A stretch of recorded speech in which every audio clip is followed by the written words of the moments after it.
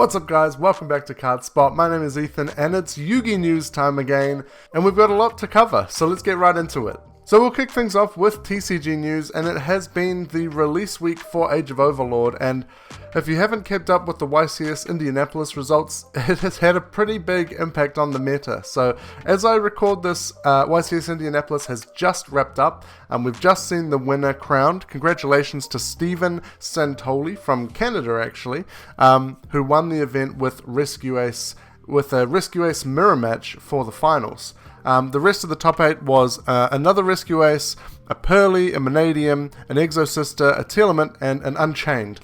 So pretty widespread on the meta, but Rescue Ace is pretty overwhelmingly the top deck. Not as bad as, S.P.E.C.T.R.A and Telement and things, so it's still a reasonably diverse meta. But interesting to see how much the Snake Eye / Diabell Star impact has had on that deck. To me, there isn't too many standouts from the top 32 of this event. No, not like crazy rogue decks or anything. The one thing that I really want to see is the Horus Bestial deck. So if you find that list, send it my way, please. Alright, moving on to the OCG now. We have a bunch of things actually. So the first up is their Century Duelist Box product, which has been announced. And 2 cards from that have also been announced. The first one being a card called Winged Karibo Level 6. It is a light fairy, effect monster with 300 attack, 200 defense. Its name is always treated as an elemental hero and a favorite card. It can't be normal to summon or set. It must be special summoned from your hand or grave by banishing 1 elemental hero fusion monster or 1 Winged Karibo from your hand, field, or graveyard. You can only special summon Winged Karibo level 6 once per turn this way, and when an opponent's monster declares an attack, or when your opponent activates a monster effect on the field, you can tribute this card, destroy that monster, and if you do, inflict damage to your opponent equal to its attack. So you can kind of search for this off Infernal Rage rather than searching favorite contact. Is it any better? Not really, but it's kind of elemental hero support, so that's cool, I guess. The other card, which I think is probably cooler, is called Shining Star Dragon. It is a light dragon tuner effect monster, level 4, 0 attack, 0 defense. You can only use the first effect of this card's name once per turn. During your opponent's main phase, if this card is in your hand, quick effect, you can target 1 dragon synchro monster in your graveyard, special summon this card, and if you do, special summon that target, but its effects are negated. Then, immediately after this effect resolves, you can synchro summon 1 dragon synchro monster using this card you control, so that's kind of cool. And a dragon monster synchro summoned using this card as material cannot be destroyed by battle. So I don't know if you've noticed with the artwork of this, it looks like Crimson Dragon from 5Ds getting a kind of effect monster artwork, I guess. So now it's been, what has it been, was it a link or a normal monster as a prize card? I can't remember. And now it has synchro and an effect monster printing as well, which is kind of cool. Alright, we also have 4 new cards announced from Phantom Nightmare. This set is actually looking to be pretty interesting. So the first one is called EMP Grimiaud. I think it's meant to be like grenade.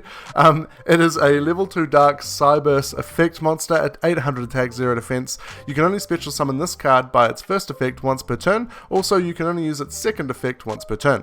If there is a link monster on the field or in either graveyard, you can special summon this card from your hand, so that's kind of cool. And if a link 2 monster you control is sent to the graveyard or banished face up, except during the damage step, you can banish this card from your graveyard if it was there when the monster was sent or banished, or hand even if not, then target 1 card your opponent controls and return it to the hand. So obviously this has synergy with IP and SP being EMP. So it'll be interesting to see if there's like Cyburst link decks that can make it work, given that it is Cyburst. We know that Cyburst decks do link climb really easily.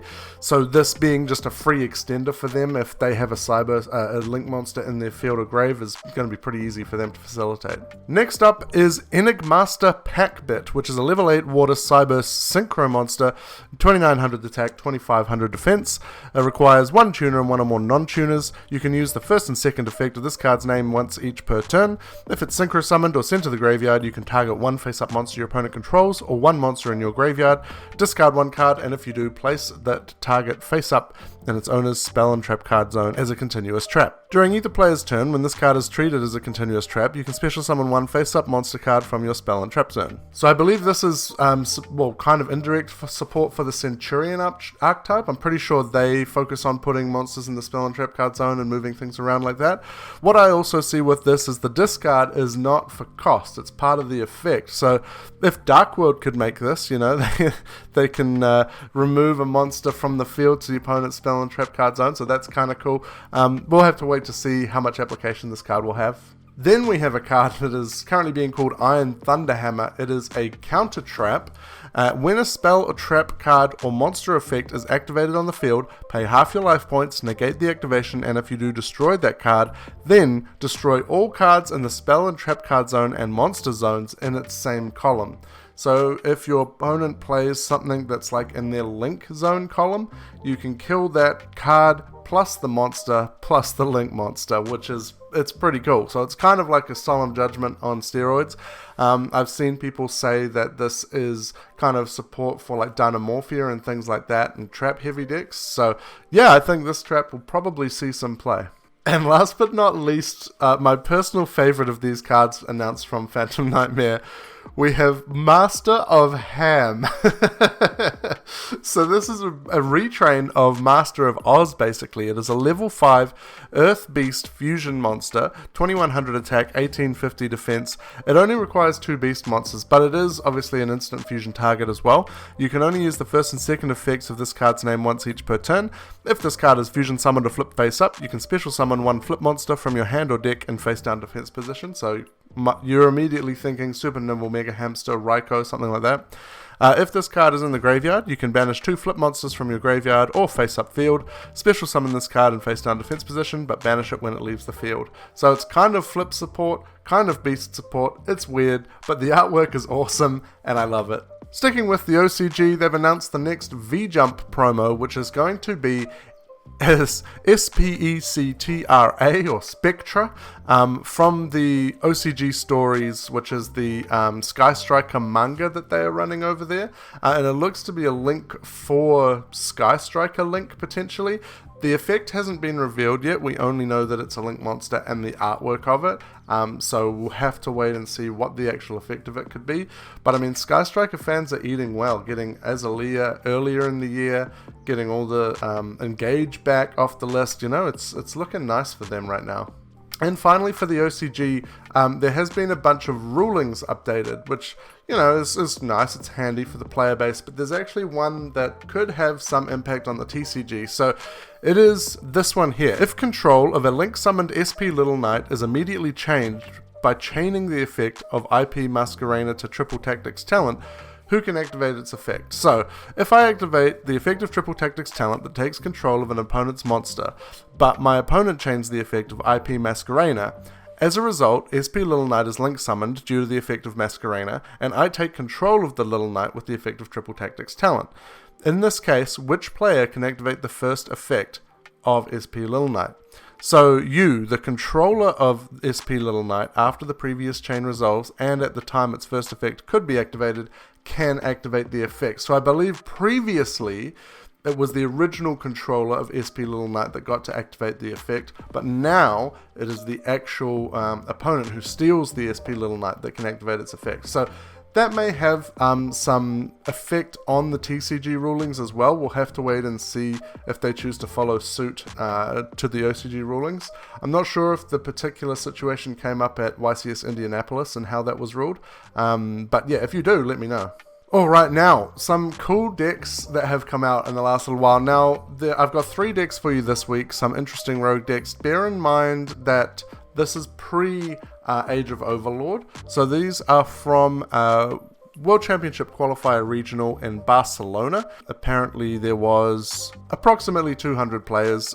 So first off, the winner of the whole regional was Drytron. So this is obviously a deck that we haven't really seen have much success lately. Piloted by Geordie Wang.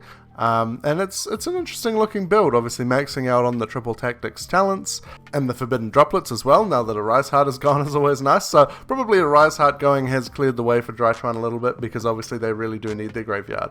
Next up is second place at that same regional. It is Mikanko, piloted by Sergei Carballosa, I think, if I'm saying that correctly. It is, yeah, I just thought this was kind of cool because I haven't seen too many Mikankos top, playing sort of an Info Noble engine as well with it, which is kind of interesting. Yeah, I thought this was a pretty out there deck, given that Mikanko hasn't had a lot of success.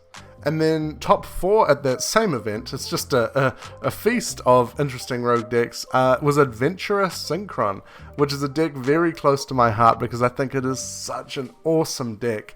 Piloted by Cesar Santos, and of course, you know, pretty much exactly what you expect to see. You've got the Tengus, you've got the Adventure Engine, you've got all of the Synchrons. One addition that I haven't seen on many builds is the Wheel Synchron, so that's kind of cool. And then obviously a few hand traps in there as well, and then just that extra deck that is just full synchros. I love to see that. That just takes me back to those 5Ds days, and even then in 5Ds you'd have like an odd Chimera tech here and there, but yeah, 3 really cool decks. It doesn't look like there's too many rogue decks coming out of YCS Indianapolis, but we'll wait and see. And that's it for news this week, guys. It has been reasonably quiet. It's not a huge news week this week, but obviously with the Age of Overlord release and the YCS going on, there's going to be a lot of buzz and focus on that, so probably not so much news coming out. But if you're like me, it was a lot of fun to watch the stream of YCS Indianapolis, and shout out to the player who actually beat Telement on stream with Exodia. That was awesome. That was a lot of fun to watch that match. In general, just a lot of fun to see what the decks are doing with all of the Age of Overlord support. So that is it. If you found this video helpful, please feel free to drop a like and subscribe. You can ring the notification bell and you won't miss out on our weekly news videos, as well as all the other videos that we do on this channel, new pack openings and other various things, deck profiles and all that kind of good stuff. And I will see you in the next one.